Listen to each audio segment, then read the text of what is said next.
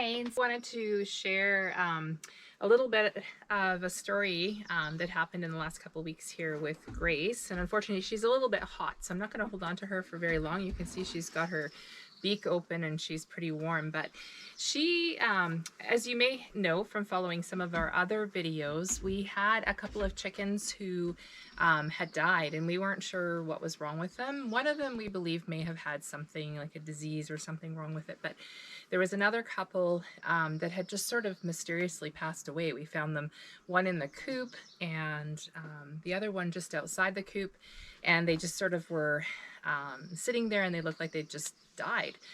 There was no particular reason. And then one morning we found Grace here and she wasn't looking too well either, and we weren't sure what was wrong. So I started Googling. You know, it was becoming strange when we were losing three, that we would lose another one. It's okay, Grace. And so anyways, we started Googling and sort of watching more of her behavior, and it became apparent to us that Grace was probably egg bound. So what we did is we took her in the house and oh, okay, it's okay, it's okay, it's okay. Because we didn't actually have a big enough tub or anything outside for her. So we brought her in the house and we made a shallow bath for her with some very warm water, and we added some Epsom salts. And then we had sat her in the tub and sort of holding her bottom end down into the tub in the Epsom salts in the warm water. And we held her there for probably about 20 minutes to half an hour. And we then brought her back outside, and after we brought her back outside, we noticed that she started to get better. She was up and moving around, and she was with the rest of the flock. And then she also pooped a few times. We noticed that she really wasn't pooping and stuff like that too. And I guess, you know, everything comes out of the same spot, in case you weren't aware. So we noticed that she was passing poop, and then shortly the next day, later she had actually laid an egg. So if you ever have an egg bound chicken, that is one of the best ideas that you can do, is that you can soak them in some sort of a container. If it's a bathtub that you've got to use, that's fine. If it's you know, a big sort of pot or something like that, where you can fill it up with a good amount of water about this that's warm, and you can put some Epsom salts in there and then just soak their bottom end as long as you can. And you may have to do it for a few days. We found that one application of this worked, but you may have to do it for a couple of days in order for it to work. And just keep an eye on them if you can. You may need to separate them from the rest of the flock if you're able to, and just sort of monitor them. It's okay, Grace, we're almost done. Okay. And then hopefully that should work, and they should be able to lay their egg that they've got that's sort of bound, and hopefully they'll be able to recover. All right, so I've brought you guys up to where our chicken run is. We use this run here.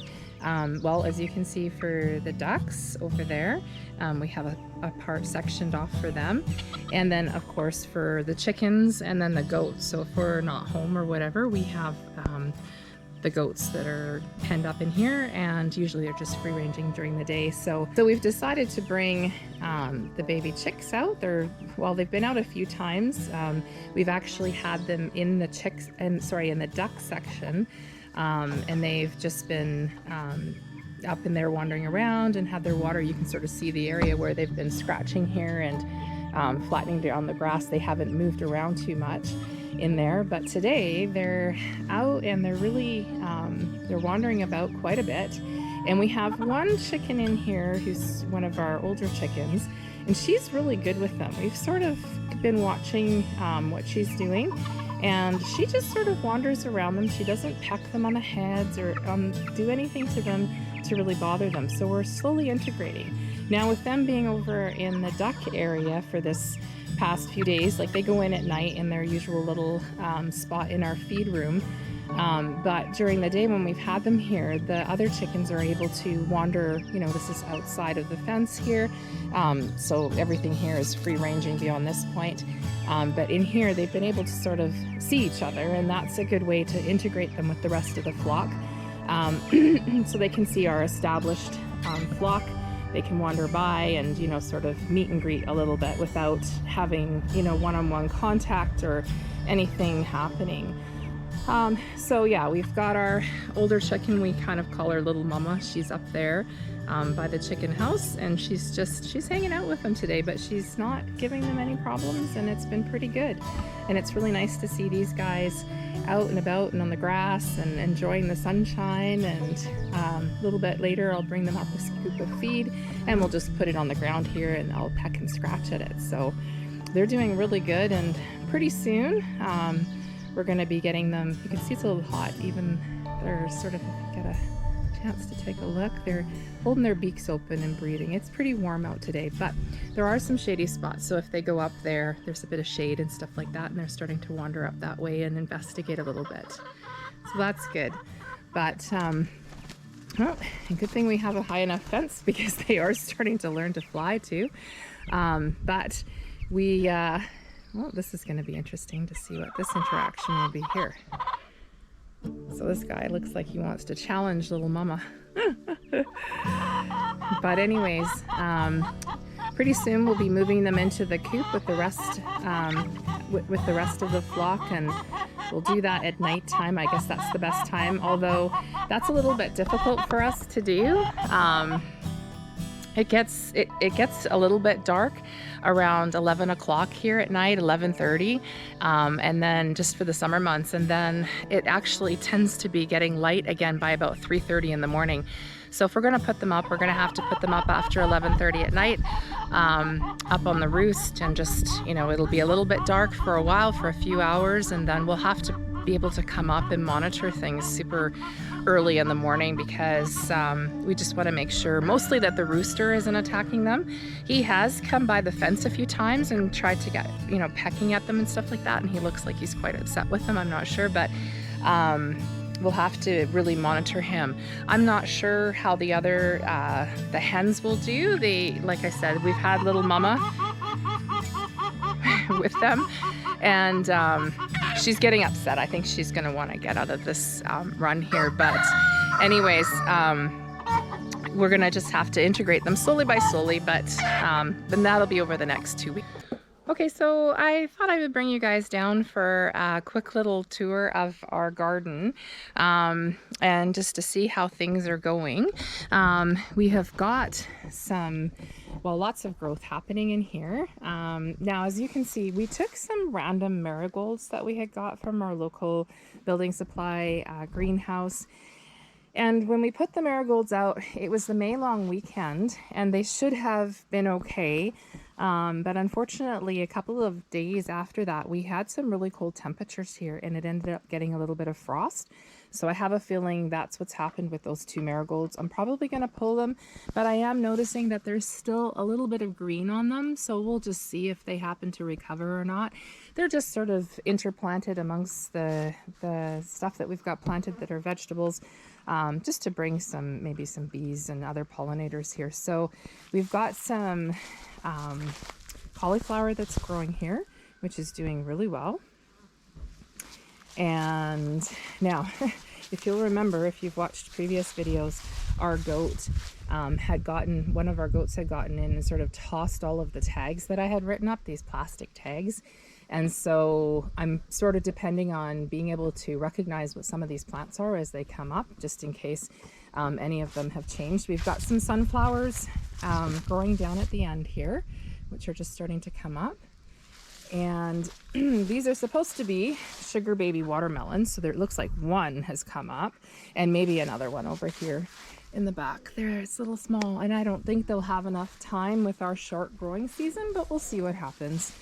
So I went to the building supply and I was telling them the marigolds all died, and they ended up giving me another tray of them. So I'll end up having to put those in sooner than later.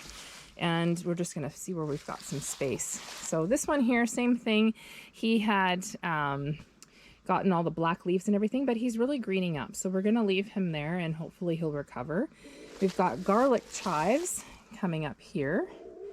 And we've got dill coming up here. So we'll see. And there's some sunflowers here growing on the ends too as well. And then over here, We have our carrots that are coming up. There's two varieties of carrots. We've got the red core carrots, and we've got some tender sweet carrots, and then we've got a couple of kinds of corn coming up here as well. So those have sprouted and they're coming up nicely. We've got a couple of Brussels sprouts that actually made it. So these are ones that the goat had chewed the tops off, but the leaves have come back up and they're looking like they're going to survive okay. So we'll see how that goes. And we've got a couple of different varieties of lettuce that are coming up through here. So those are doing really well. And we've got another variety of lettuce at the back there. And then we've got our radishes coming up there. And we've got some red onions. So not all of the red onions seem to be doing super well. We've got 1, 2, 3, 4, 5, 6 that are coming up well. Those are doing good. And we've got some more kinds of cauliflower. We've got a couple kinds of cauliflower in here. Those are doing good. And you'll find there's 1 or 2 random things that we've put in here. And we've got our peas coming up. We've got some snap peas coming up there. And I've actually got to build some little trellises for them just so that they have something to climb. So I'm going to be working on that either later today or tomorrow. It's pretty warm out. And we've got kale. Now, originally, as you can see, there's 2 different kinds in here. So the ones that are at the back with the big leaves and the ones in the front with the big leaves are starts that I had purchased. And so, you know, we plugged them in, and then we've got some other ones that we had planted as well. So eventually I'm going to probably have to move things around a little bit. We'll have to see how crowded it gets in there, if they'll have enough space. But yeah, so there's those 2 in there. And we've got beets. So those are beets there. And this here is spinach. So the spinach is coming up quite well, and the beets are doing good too. Now this bed here doesn't seem like a whole lot of action happening, but we've got supposed to be pickling cucumbers right in this section here, but I'm not sure whether those are going to come up at all because I haven't even seen anything breaking ground there. And we do have some spaghetti squash. Now I also think that the spaghetti squash is probably going to be a little bit too late, so I'm not sure whether that will actually make it in time before the end of our very short growing season. By September it's starting to get cold, and definitely by October we are going to be rolling into frost and all of that kind of thing, and we can even get snow. Last year I think it was about mid-October and we started getting quite a bit of snow coming, and frost, hard frosts and stuff. So I'm not sure if we'll have enough time for that to grow, but we'll see. So anyways, I just wanted to show you what's happening. We've got actually one last thing we missed. We've got in this little tower that I've built here, we've got some seed potatoes. So we'll see how that turns out. I've never grown potatoes before. So we'll see how those work. And I was something I picked up off of, I think it was either YouTube or Pinterest, to put them in the little towers like that, and then start them off with some straw and some dirt, and then just do layers as the greenery comes up, as the shoots start to come up. So we'll see how that works out, and we'll keep you posted. Thanks for watching.